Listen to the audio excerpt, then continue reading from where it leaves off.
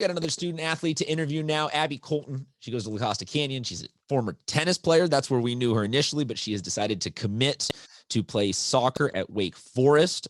Thank you so much for being on the show. Really appreciate it. How much school are you guys back in yet, or are you still distance learning right now? We're still distance learning. We actually just got approved to go back 1 day a week, but in alphabetical groups.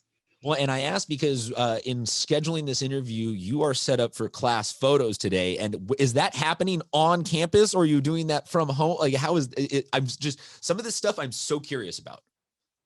Yeah, so we actually get to go on a campus today and take our ID photos for our ID cards.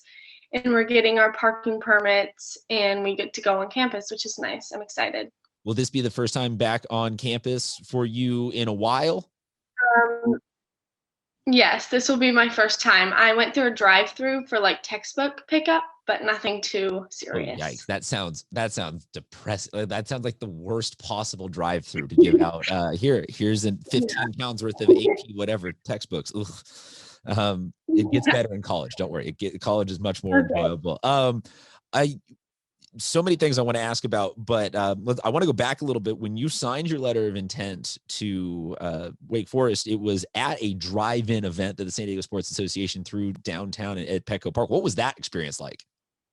It was kind of weird, right? Like, you're the only class that will ever have that. Yeah, it was sad. I was sad, but I thought they did a pretty good job at letting everyone come on, and we still got to take photos and stuff. So it was a little depressing, but I'm glad we made it happen.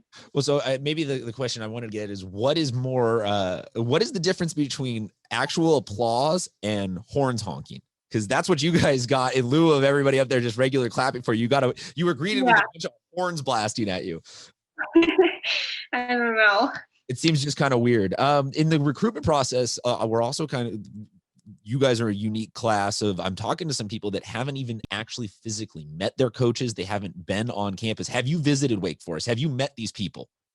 I've visited previously before I actually committed. And we were supposed to have like an official visit with all my classmates and like photos for the new season, but none of that can happen because of COVID. So luckily I got to see the campus before, which is I'm very thankful for.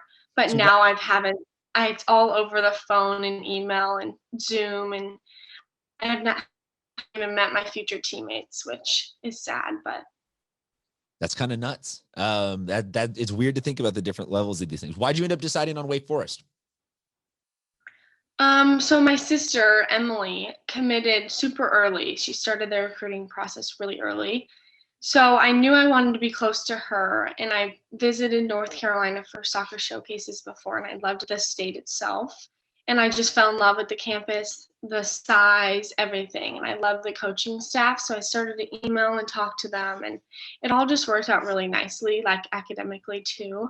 So I'm very grateful. And my parents are actually moving to North Carolina as well to watch both of us play because we're in the same conference. Well, that's what I'm getting at. You didn't necessarily, you mentioned the state of North Carolina. You didn't say where your sister's going. She's not going to the same school. You are going to be playing against each other. Are you ready for this? Are you excited to have this rivalry or no? Yes, I'm so excited. She's going to play at UNC, which is an incredible soccer school. So I'm excited to go out there. I'm friends with her coaching staff, so it's a fun rivalry. I think that I would like to ask you a little bit of tennis now. I don't know enough about tennis, but every time I go, I end up always being impressed with just the insanity of the athleticism of going back and forth on that court all over the duration of like 2 hours sometimes if you go into extra sets and whatever. So talk to us just a little bit about what the experience was like getting to play varsity tennis. What events did you do? So my mom grew up playing tennis, and I grew up playing tennis, and I actually have an older sister who's a junior now in college. So she played her entire high school career, and when I was a freshman, she was a senior. So I knew I wanted to play with her. So we played doubles, and it was the best year of my life. We got to CIF, we got super far. We didn't end up winning, but it was an incredible experience. And I actually played sophomore year because I had another friend, but I only played doubles.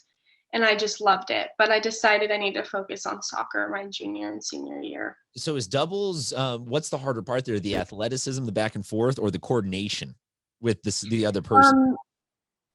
Doubles is probably coordination because you have a net player and you have to always be ready. But tennis, I think, is super underrated. It's such a hard and incredible sport that I think is really good for your body. I think it helped me in my soccer game as well. So yeah, maybe give some advice to younger student athletes that are trying to decide how to, focus their time, only one sport, do other sports. Yeah. You decided to play a couple of sports. What was your rationale? It was probably the hardest year of my life. I would go from school, then straight to tennis practice or a competition, and then I would go straight to soccer practice. And I wouldn't get home until 8 o'clock, and I would have to pack snacks, lunches, but it made me like so motivated to now on like certain days when I'm not doing anything, I'm like bored. Like I love being busy and I love that aspect of always having to be somewhere. And I think it really helped me in my sports game on different levels. All right. Top 3 snacks that you would take. Well, my mom was super kind. She would always bring me like a sandwich before a match or something, or like a fast food restaurant, something that she was super supportive. But I would pack like fruit and just as much as I could find because I would get so hungry because I would never be home. Yeah, I was always in the habit in high school of making at least 2 peanut butter and jelly sandwiches. I don't think I can eat them anymore. I think I had too many of them over the span of football, baseball seasons. But it's funny how some of that kind of stuff, it sticks with you. The perfect snack just gets you ready for it. Yeah. I think that we're looking at, you guys are going to be this anomaly of a weird class forever. Was there any good to the last year, or was it all, because you seem like a person that really, like you said, you like being out and having stuff to do. Is there anything that, as we're kind of coming back out of this, you take away that like, yeah, that was good, or just thank goodness this is over? That was awful.